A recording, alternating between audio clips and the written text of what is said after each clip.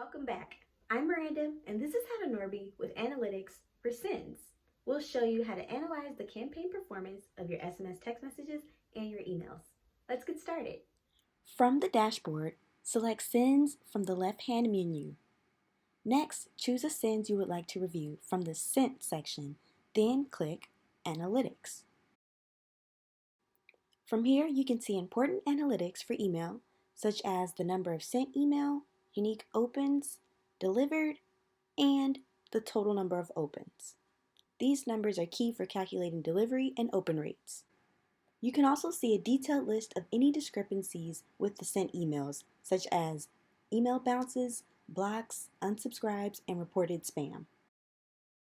If you included links in your email, you can see both total clicks for each link and unique clicks, which show how many distinct individuals clicked the link versus repeat visitors. And the same goes for SMS text messaging.